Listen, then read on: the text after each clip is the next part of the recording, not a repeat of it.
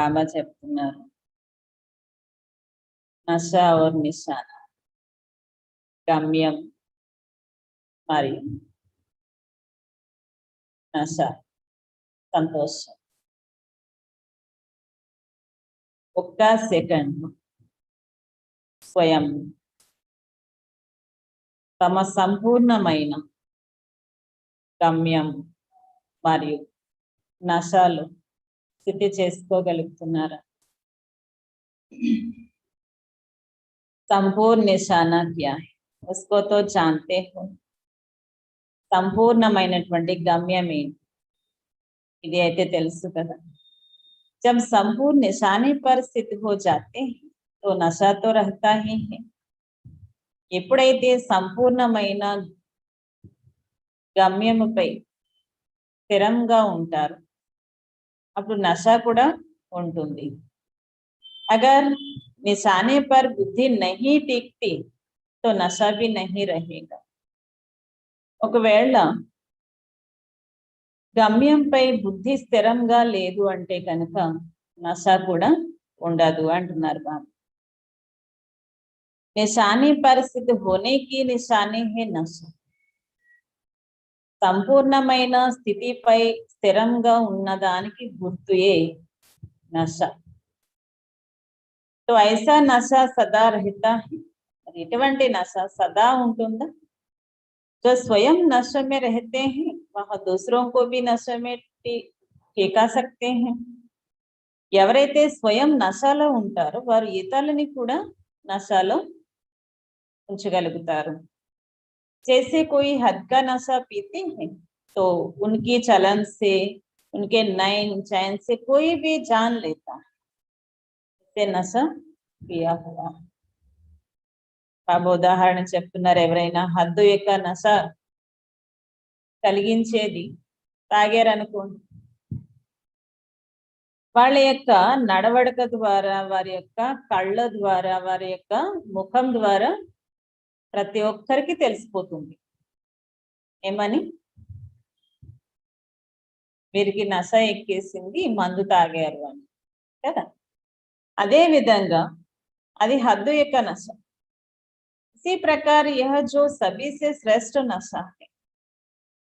బాబా చెప్తున్నారు ఇది అన్నిటికన్నా శ్రేష్టమైన నశ. इसको ईश्वरीय नशा कहा जाता है. దీనిని ఈశ్వరీయ నశ అని అంటారు. इसी में स्थिर रहने वाला भी दूर से दिखाई तो देखा ना. ఇందులో స్థిరంగా ఉండే వారిని కూడా దూరం నుంచి చూడగానే తెలిసిపోతుంది కదా. दूर से ही वह अवस्था इतना महसूस करे यह कोई ईश्वरीय लगन में रहने वाला आत्मा है. బాబా చెప్తున్నారు, ఎవరైతే దూరంగా ఉన్నప్పటికీ ఈ స్థితిలో ఉంటారో దూరంగా ఉన్నవారు కూడా అనుభవం చేసుకుంటారు వీరు ఈశ్వరీయ లగన్లో ఉన్నటువంటి ఆత్మలు అని. అయితే अपने को महसूस करते हो. మరి ఈ విధంగా మిమ్మల్ని మీరు అనుభూతి చేసుకుంటున్నారా? చాలా నశాలో ఊగిపోయేటువంటి ఆత్మలు అని అనుభవం చేసుకుంటున్నారు. जैसे आप कहाँ भी आते जाते हो तो लोग देखने से ही समझे यह कोई प्रभु की प्यारी न्यारी आत्मा है.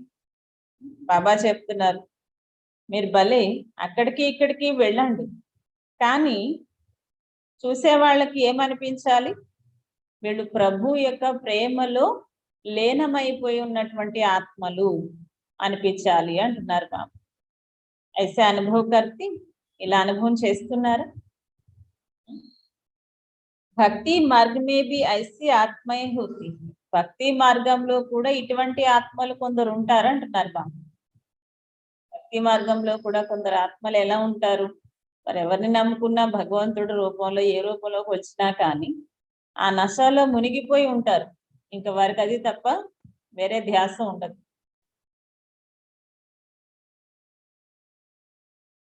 उन्होंने नयन चैन से प्रभु प्रेमी देखने आते. వారి యొక్క కళ్ళు ద్వారా, ముఖము ద్వారా ప్రభు యొక్క ప్రేమయే కనిపిస్తుంది. तो ऐसी स्थिति इसी दुनिया में रहते हुए, ऐसे कारोबार में चलते हुए समझते हो यह अवस्था रहेगी या सिर्फ लास्ट में दर्शन मूर्ति की यह स्टेज होगी। బాబా చెప్తున్నారు, అటువంటి ఆత్మల యొక్క కళ్ళ ద్వారా, ముఖం ద్వారా ప్రభు యొక్క ప్రేమ కనిపిస్తుంది. ఇటువంటి స్థితిలో ఈ ప్రపంచంలో ఉన్నప్పటికీ కూడా, కార్య వ్యవహారాలు నడిపిస్తున్నప్పటికీ కూడా ఇటువంటి స్థితి ఉండాలి. ఉంటుందా? లేక కేవలం లాస్ట్ సమయంలో మాత్రమే దర్శనీయ మూర్తి యొక్క స్టేజ్ అనేది ఉంటుందా? क्या समझते हो? ఏమని భావిస్తున్నారు? या अंत तक धारण रूप ही रहेगा? यह झलक चेहरों से दिखाई दी. బాబా అడుగుతున్నారు, ఏమని భావిస్తున్నారు మిమ్మల్ని మీరు? అంతిమం వరకు ధారణా స్వరూపమే ఉంటుందా, లేక ఈ యొక్క మెరుపు ఇప్పటి నుంచే కనిపిస్తుందా? बस सिर्फ लास्ट टाइम जैसे पर्दे के अंदर तैयार हो, फिर पर्दा खुलता है और सीन सामने आकर समाप्त हो जाते हैं, ऐसे होगा? బాబా ఏం చెప్తున్నారు? ఏ విధంగా లాస్ట్ సమయంలో ఒక పరదా తీస్తారు. ఒక మూర్తి తయారైపోయింది, దర్శనానికి ఇవ్వాలన్నప్పుడు ఏం చేస్తారు? ఒక తెర ఉంటుంది కదా అడ్డంగా, ఆ తెరని తీస్తారు. తెరని తీయగానే, దర్శనం ఇవ్వగానే మళ్ళీ క్లోజ్ చేసేస్తారు. ఇలా ఉందా అని అడుగుతున్నారు బాబా. మీ యొక్క దర్శనీయ మూర్తి స్వరూపం కూడా ఇలాగనే ఉందా, ఉంటుందా? कुछ समय यह झलक दिखाई देगी, కొద్ది సమయం ఆ మెరుపు కనిపిస్తుంది. कई ऐसे समझते हैं जब लास्ट सेकंड आत्मा जो निमित्त बनी वही साधारण गुप्त रूप अपना साकार रूप का पाठ समाप्त कर चले गए तो हम लोगों की झलक फिर क्या दिखाई देगी? लेकिन नहीं. బాబా చెప్తున్నారు, కొంతమంది ఇలా భావిస్తూ ఉంటారు. ఎప్పుడైతే ఫస్ట్ సెకండ్ ఆత్మలు నిమిత్తం అయి ఉన్నారు, వారు సాధారణమైన గుప్త రూపంలో తన సాకార రూపం యొక్క పాత్రను సమాప్తం చేసుకుని వెళ్ళిపోయారు, ఇక మా యొక్క ప్రకాశం ఇంకేం కనిపిస్తుందిలే అని భావిస్తూ ఉంటారు. కానీ అలా కాదు అంటున్నారు బాబా. सन सोच फादर गाया हुआ है, तो फादर का शो बच्चे प्रैक्टिकल में लाने से ही करेंगे. ఏమంటారు? పిల్లలే తండ్రిని ప్రత్యక్షం చెయ్యాలి అని మహిమ కూడా ఉంది కదా, మరి తండ్రిని షో చేసేటువంటి పిల్లలు ప్రాక్టికల్ లోకి తీసుకురావాలి కదా. अहो प्रभु की पुकार जो आत्माओं की निकलेगी और पश्चाताप की लहर जो आत्माओं में आएगी वह कब कैसे आएगी? బాబా చెప్తున్నారు, హో ప్రభు అని పిలుస్తూ ఉన్నటువంటి ఆత్మలు ఎవరైతే ఉన్నారో వాళ్ళంతా వెలువడతారు, లేక పశ్చాత్తాపము అనే అలలోకి వచ్చేటువంటి ఆత్మలు వస్తారు. ఎప్పుడు, ఏ విధంగా వస్తారు? जिन्होंने साकार में अनुभव ही नहीं किया उन्हों को भी बाप के परिचय से हम बाबा के बच्चे हैं.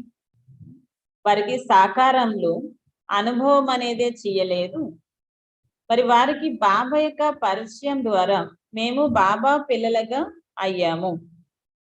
यह कब मानेंगे कि बरोबर बाप आए लेकिन हम लोगों ने कुछ नहीं पाया.